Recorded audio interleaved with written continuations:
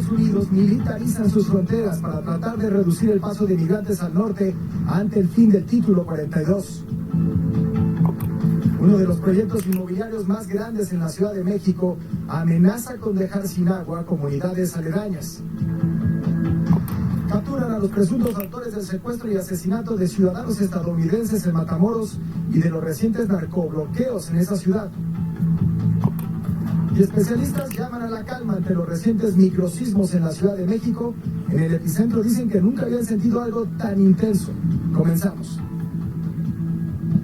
Muy buenas noches, yo soy Enrique Acevedo y estas son las noticias en punto. Hoy transmitimos desde la frontera entre México y Estados Unidos, desde la Puerta 42, el punto que divide Ciudad Juárez en Chihuahua del Paso, Texas, del otro lado de la frontera. Hace unos instantes, autoridades estadounidenses pusieron fin a la medida conocida como Título 42, con la que deportaron a más de 2 millones de migrantes durante 3 años.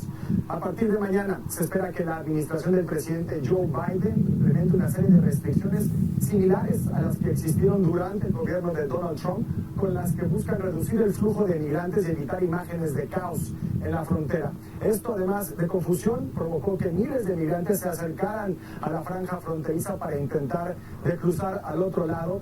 En estos momentos, a mis espaldas, lo que vemos son familias, mujeres, niños, en algunos casos, niños muy pequeños, bebés. Del otro lado, vemos a migrantes, adultos, mujeres y hombres. Tenemos imágenes aéreas, porque evidentemente a esta hora de la noche no es tan fácil distinguirlo desde esta perspectiva, pero lo que podemos ver son estos dos grupos, llevan horas bajo el sol, el aire, el polvo que ha estado a lo largo del día, a lo largo de los últimos días en esta región, esperando acercarse un poco más a su sueño, acercarse después de travesías de kilómetros y kilómetros, en algunos casos desde Venezuela, Colombia, Ecuador, Centroamérica, hasta este punto fronterizo. Es el fin del Título 42 y es el legado de más de 2 millones de deportados. ¿Qué ocurrió hoy en esta parte fronteriza?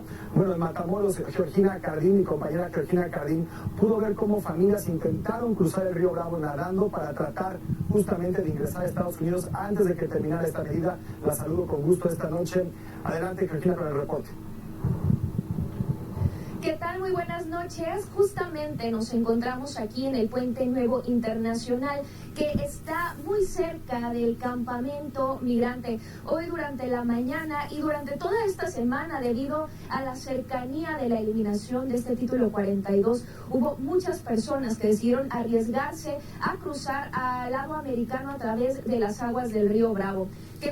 ¿Cuál fue la dinámica o cuál fue la respuesta de parte de las autoridades estadounidenses? Bueno, la Guardia Nacional estuvo durante toda la semana colocando alambre de púas, esto para así evitar que las personas pudieran ingresar a los Estados Unidos. Sin embargo, hoy, que fue el último día antes de la eliminación de este Título 42, hubo personas que, pese al alambre de púas y pese al peligro, lograron cruzarlo y lograron ingresar a los Estados Unidos. Sin embargo, de acuerdo con las autoridades estadounidenses y con las personas que cruzaron y fueron regresadas a Matamoros, pues no duraban más de 18 horas del lado americano. Había mucha confusión, mucha desesperación, debido a que muchísimas personas estuvieron durante meses tratando de aplicar su cita a través de la aplicación CBP One sin lograr resultado, y de acuerdo con las autoridades estadounidenses, el cruzar de forma no autorizada por este país vecino pues no les iba a ayudar en su proceso migratorio. En estos momentos nos encontramos en el puente porque en unos momentos más habrá un simulacro por parte de las autoridades.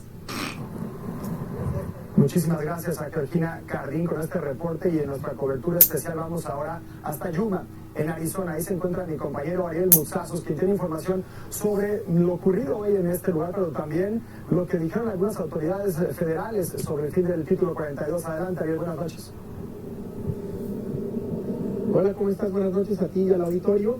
Aquí en Yuma y en todo el estado de Arizona, la dinámica de los flujos migratorios es un poco distinta, porque hay un desierto del otro lado de esta valla fronteriza, y entonces la gente suele no cruzar durante el día por el fuerte sol y las altas temperaturas que se registran, pero una vez entrada la tarde y hacia la noche ya empiezan a volver a cruzar. Esta mañana vimos a varios cientos, en este mismo punto, a varios cientos de migrantes de Perú, de Ecuador, de Bolivia, de todos los lugares menos de México. No registramos a ningún migrante mexicano esta mañana. Había gente de China, de la India, incluso algunos de Camerún, y hoy están ya llegando aquí. A mis espaldas hay unos 60 migrantes, algunos de ellos de Senegal y de otros países de Latinoamérica que están ya llegando, dado que está, por supuesto, cayendo la noche aquí también en Arizona. Hoy las autoridades federales reiteraron que a partir del primer minuto de que se aplique el título 8, es decir, ya estamos en esa aplicación, pues iban a ser las personas deportadas si entraban de manera irregular, pero que podrían solicitar asilo a través de la aplicación, a través del internet o por supuesto a través de los centros y de las distintas representaciones de Estados Unidos en el exterior. También deberían solicitar asilo en los países por los que pasan. El jefe de la patrulla fronteriza dijo que él esperaba que lo peor ya hubiera pasado y que no hubiera en realidad ningún tipo de flujos migratorios en los próximos días. Vamos a ver si esto es lo que se comprueba o si resulta que sí hay algún incremento en estos flujos en las próximas horas. Enrique. Gracias, Ariel Muzazos, en esta cobertura especial de lo que sucede hoy en la frontera y desde el inicio de la pandemia y de las restricciones migratorias en Estados Unidos. Se ha notado cómo en esta frontera ha ido creciendo de cientos a miles la presencia de los migrantes, personas que quedan varadas en puntos como este. Muchos de estos son venezolanos. Tan solo en los primeros 3 meses de este año se calcula que cerca de 20,000 venezolanos fueron encontrados, es el término técnico, por autoridades mexicanas. Son desplazados por la crisis humanitaria, por la dictadura en su país, y la capacidad de una ciudad como esta, como Ciudad Juárez, para darles un espacio adecuado se ha visto completamente superada. En el corazón de Ciudad Juárez, a unos 7 kilómetros de la frontera entre México y Estados Unidos, encontramos este edificio abandonado en el que viven migrantes venezolanos. Me gustó eso que hay para utensilios para poder cocinar, aunque no haya que cocinar, pero hay algo en que cocinar. Sí. Pero que por aquí son también, como donaciones, ¿no? Sí, creo que sí, en realidad, no sé, porque yo vengo llegando, veo que hay cosas aquí como para hacer comida y yo la voy a utilizar para cocinar. Unas cobijas colgadas de lo que queda de la pared, estos colchones en el piso y cualquier objeto que sirva para resolver su vida en movimiento. Me decías que apenas hace 2 días habías logrado cruzar a Estados Unidos y ya estando en las calles de El Paso, Texas, te detuvieron y te deportaron. Sí, bueno, no me deportaron, me dieron carta de expulsión por el artículo 42. Pues. Por el artículo 42, sí. Inmediata. De inmediata. Y bueno, aquí estoy otra vez nuevo y queriendo otra vez, esperando a ver qué va a suceder, porque como hoy termina el título 42, estamos en esa expectativa, tanto yo como otras personas también. Me dices que en el centro de detención en El Paso, Texas, había miles de migrantes. Sí, había una habitación que era de 120 personas y habíamos alrededor como de 600. Ante el fin del título 42 programado para esta noche, las autoridades estadounidenses han intensificado la expulsión de migrantes hacia México. Sin un mecanismo para retirarlos automáticamente, el gobierno del presidente Joe Biden anticipa que podrían tener hasta 45,000 migrantes bajo custodia de la patrulla fronteriza en las próximas 2 semanas.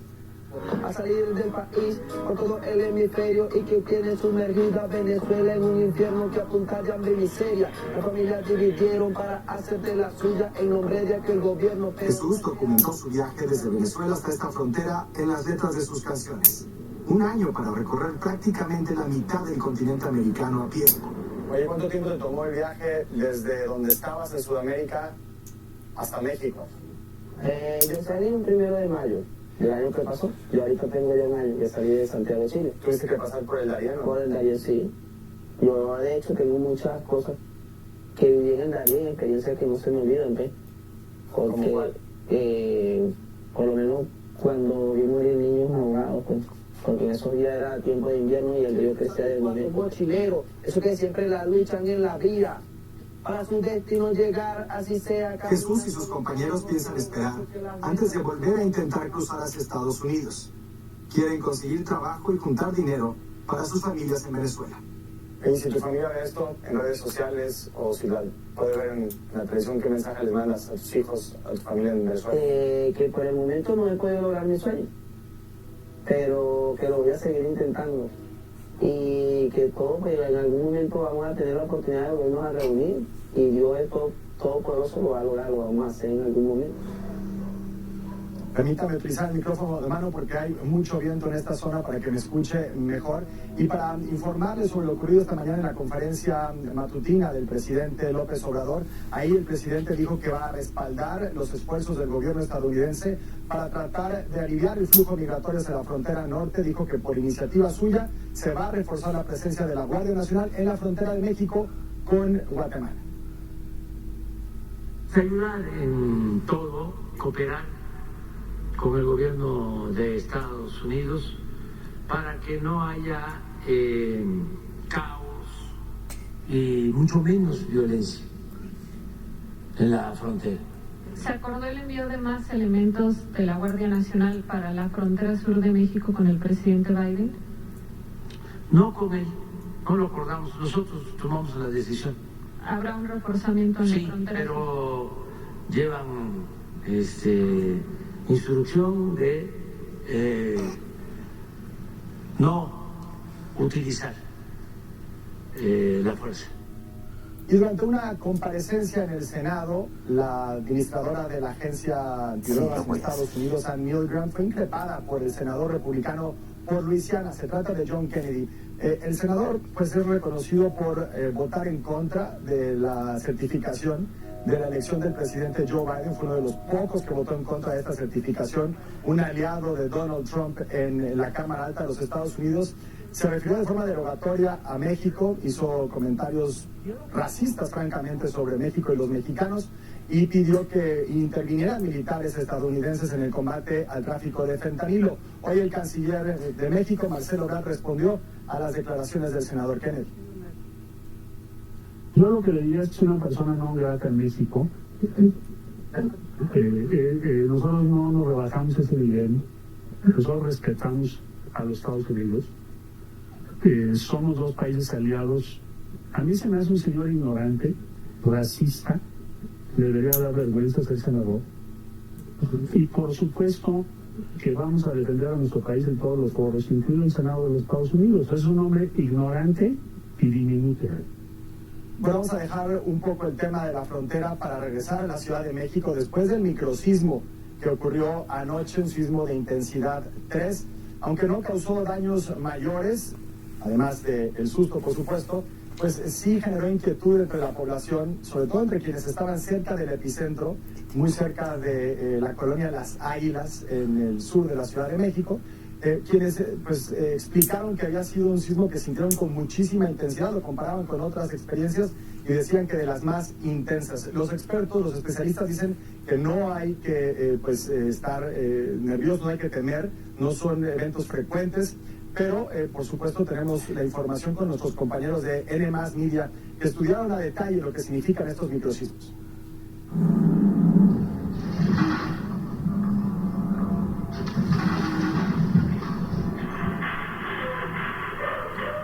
Así fue captado por cámaras de vigilancia el microsismo que se registró a las 10:20 de la noche de este miércoles, de magnitud 3, con epicentro en la colonia Las Águilas, en la alcaldía Álvaro Obregón, a 3 kilómetros al noreste de la alcaldía Magdalena Contreras. Habitantes de las alcaldías del sur, centro y poniente de la Ciudad de México aseguraron que lo sintieron más fuerte. Vamos así como un jaloncito fuerte y ya.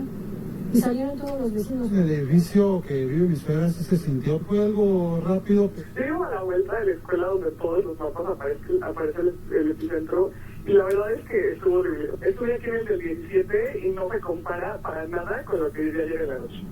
Hasta las 11 de la mañana de este jueves, el Servicio Sismológico Nacional había reportado 13 eventos con magnitud entre 1 y 2.3 en la misma zona.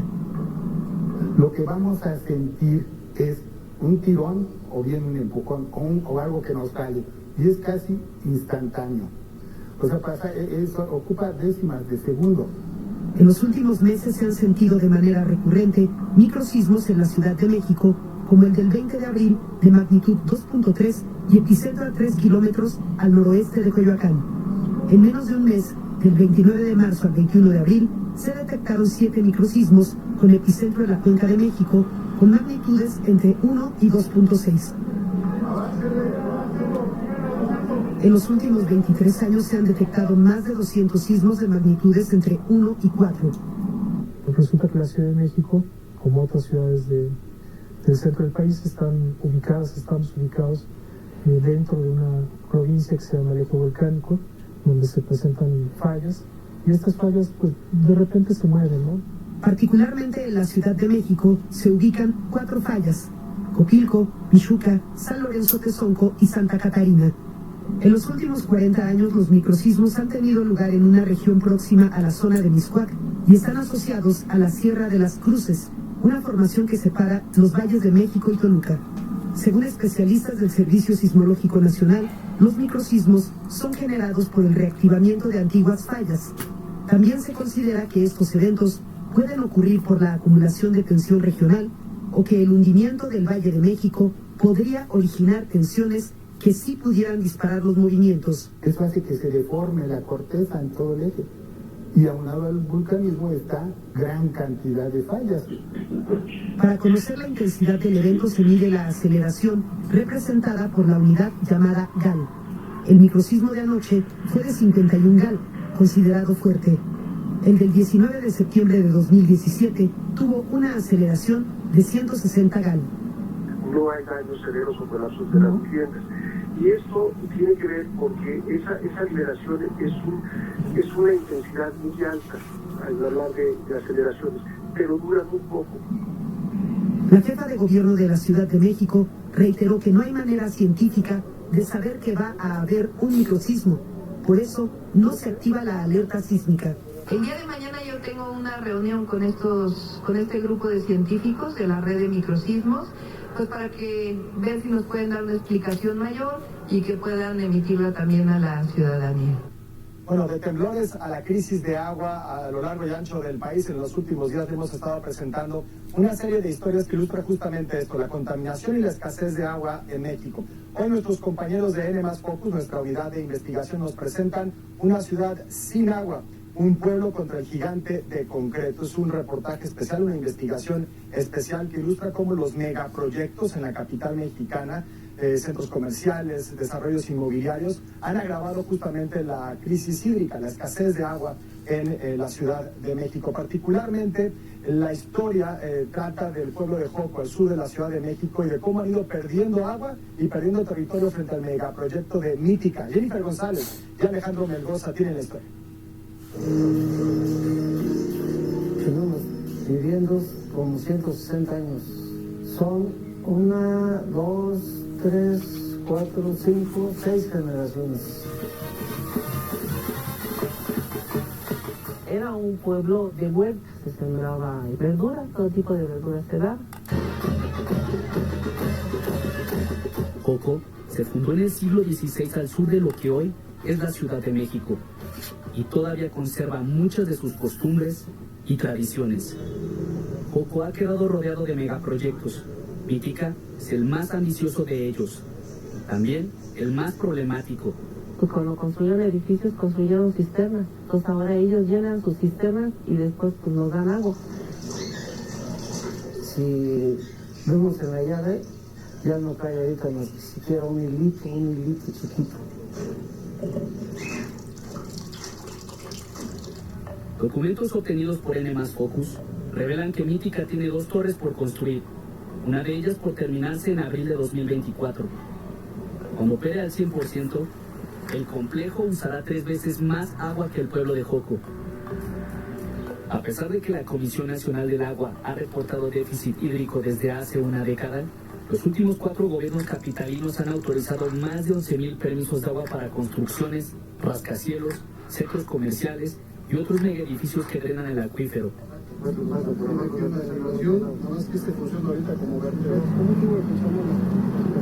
Cutzamala y Lerma representan el 30% del abastecimiento de la zona metropolitana del Valle de México.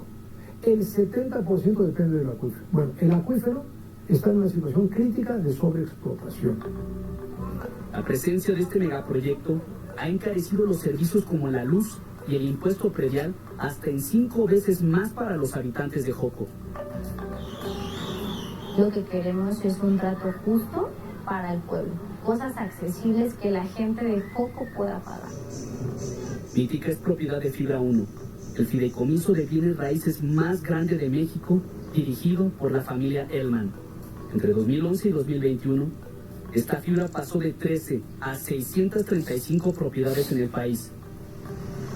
Estamos aquí, como pueden ver, todos los vecinos del pueblo de Joco, cansados de la impunidad de Mítica. La madrugada del 4 de mayo de 2019, los habitantes de Joco se despertaron con la novedad de que Fibra 1 taló 84 árboles sobre Real de Mayorazgo, la calle que daba entrada al pueblo.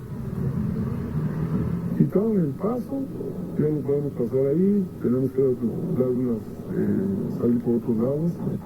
La Secretaría de Medio Ambiente de la Ciudad de México consideró que con la tala se violó el derecho humano a un medio ambiente sano y multó al fideicomiso con 40.8 millones de pesos. Fibra 1 impugnó la multa y ganó porque la Secretaría cometió fallas de procedimiento. En la Ciudad de México hay 211 denuncias contra megaobras en los últimos 22 años. De esas denuncias, 63 son contra Fibra 1 y de estas, Mítica acumula 33. Hasta el momento, ninguna ha prosperado.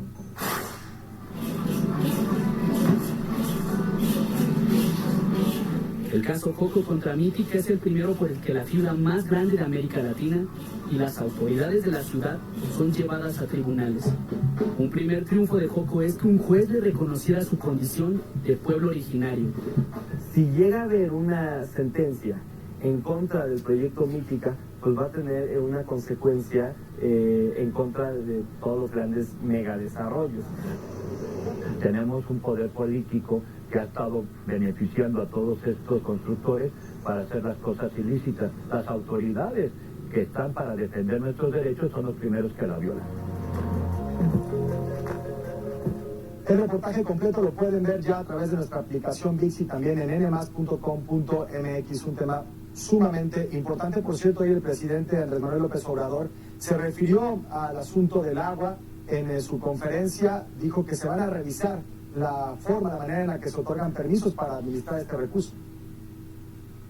Ahora nosotros estamos ordenando para que el desarrollo sea equilibrado, para que sea sustentable, que no se agoten, que no se exploten de manera irracional los recursos naturales, que pensemos en las nuevas generaciones, que no se siga destruyendo nuestro territorio.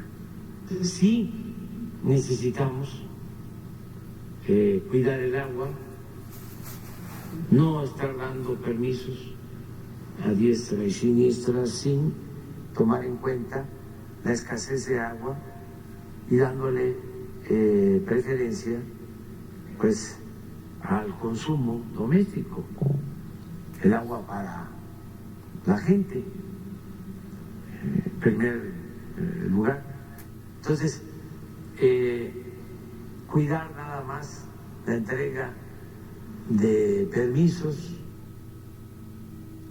Y después de la expectativa, ¿qué digo expectativa? Euforia que generó hace unos días el dúo francés de música electrónica Daft Punk al publicar una serie de coordenadas pues que coincidían con la ubicación del Zócalo de la Ciudad de México. El misterio fue finalmente revelado. Se trata de una serie de experiencias de realidad aumentada que pudieron verse a través de la aplicación Snapchat, con las que celebraron el 10º aniversario de su álbum Random Access Memories y presentaron su nuevo sencillo Horizon. Increíble como siempre Daft Punk y también increíble esta experiencia. Vamos a hacer una pausa. Al regresar aquí desde Ciudad Juárez tendremos más detalles sobre la detención de los supuestos secuestradores y asesinos de los ciudadanos estadounidenses en Matamoros y también la primera sentencia por un ataque con ácido en México. 48 años para el agresor. Le comento más al volver. Cuando duermes mal. Después de 9 años del ataque con ácido contra Carmen Sánchez, su expareja Efraín García fue sentenciado a 46 años con 8 meses de prisión por tentativa de feminicidio. Es la primera sentencia por ataque con ácido en México.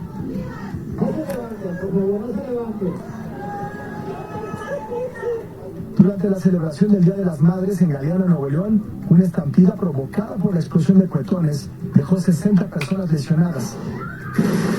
En la Sierra de Guerrero, en el municipio de Leonardo Bravo, un festejo terminó en una riña entre familias con un saldo de 7 muertos. Y en Celaya, en Guanajuato, 3 mujeres fueron atacadas a tiros, 2 murieron. Por tercer día consecutivo, productores agrícolas bloquearon instalaciones de Pemex en Ajome, Topolobampo y Guamúchil, en Sinaloa. En Culiacán se aplicó un operativo para impedir la toma de la planta. El secretario de Seguridad Pública, Cristóbal Castañeda, afirmó que ya hay afectaciones por estos bloqueos y gasolinerías sin combustible. Los productores exigen al gobierno federal el pago de garantía de 7,000 pesos por tonelada de maíz y 8,000 para el trigo. Oye, la Secretaría de Seguridad y Protección Ciudadana Federal informó sobre la detención de 2 presuntos líderes del cártel del Golfo, esto vinculado al secuestro y asesinato de un grupo de ciudadanos estadounidenses en Matamoros el pasado 3 de marzo. Además, estarían vinculados también a otro tipo de actividades delictivas. Por el secuestro de 4 ciudadanos estadounidenses y el asesinato de 2 más ocurridos el pasado 3 de marzo, además de varios delitos, Axel N. y Alan N. fueron detenidos el pasado 7 de mayo tras varios cateos realizados por la Fiscalía General de la República, apoyados por el Ejército Mexicano y la Guardia Nacional. Este par de sicarios también encabezan varias bandas delictivas que se dedican al transporte de drogas, tráfico de personas a Estados Unidos, extorsiones, secuestros y cobro de cuotas a empresarios en los municipios de Matamoros, Valle Hermoso, Río Bravo y San Fernando. Se les responsabiliza de los bloqueos realizados en la entidad el 30 de abril, 2 y 3 de mayo. Axel y Alan N. son hijos de José Alfredo Cárdenas Martínez, el contador, líder del cártel del Golfo, quien fue detenido en la Ciudad de México a finales de febrero del 2022, y que a su vez es sobrino de Osiel Cárdenas Guillén, fundador de dicho cártel. Tras su captura, ambos asumieron el control de la organización criminal. Los detenidos fueron trasladados por la Fuerza Aérea Mexicana a la Ciudad de México para ser puestos a disposición de un juez. En los cateos donde fueron detenidos se aseguraron armas, cartuchos, cargadores y 1.360 pastillas de probable droga sintética. Hacemos una breve pausa. Al regresar, la Organización Mundial de la Salud levanta la emergencia sanitaria internacional por la viruela símica, y también avances en el estudio del mapa genético abren la puerta para el diagnóstico temprano de varias enfermedades. Por supuesto, una reflexión final desde la frontera. Volvemos con más. La OMS, la Organización Mundial de la Salud, declaró el fin de la emergencia internacional por viruela símica, declarado en julio del año pasado. 87,000 personas en 111 países resultaron infectadas, 140 murieron.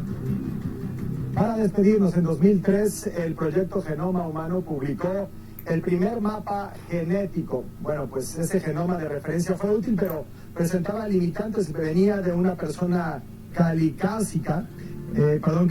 Ahora un consorcio internacional publicó el borrador de un nuevo mapa con 120 millones de letras más en el ADN, proveniente de 47 personas. Es más diverso, de África, América, Asia y Europa. Se espera que en los próximos meses este mapa se amplíe y pueda ahora sí acercarse a la totalidad de variación genética humana. Esto abriría una nueva era para el diagnóstico de enfermedades y muchísimas posibilidades más. Bueno, en los últimos días, en las últimas horas, a lo largo de este espacio de información, hemos puesto muchísima atención a lo que ocurre en la frontera, pero ni su militarización, ni las noticias sobre el cambio de políticas de seguridad en la frontera tendrán mucho efecto en la decisión que toman los migrantes de llegar hasta este punto. Las mujeres, los niños, los hombres que hemos visto y que siguen a esta hora esperando su turno para ser procesados, ya algunos se han rendido y han terminado por recostarse en el piso con una colchoneta. En los últimos años hemos visto cómo las causas de migración han cambiado. De los factores tradicionales ahora se suman nuevos factores, entre ellos el cambio climático y los efectos de la pandemia. Hasta que no se resuelvan las causas de raíz, seguiremos viendo desafortunadamente esta crisis humanitaria en la frontera y a lo largo de nuestro país y del continente. A nombre de todo el equipazo que hace posible En Punto hoy desde Ciudad Juárez y también en la Ciudad de México, gracias por el favor de su atención y su confianza. La información sigue en todos los canales de N+. Yo me despido como siempre deseándole muy buenas noches y muy buena suerte.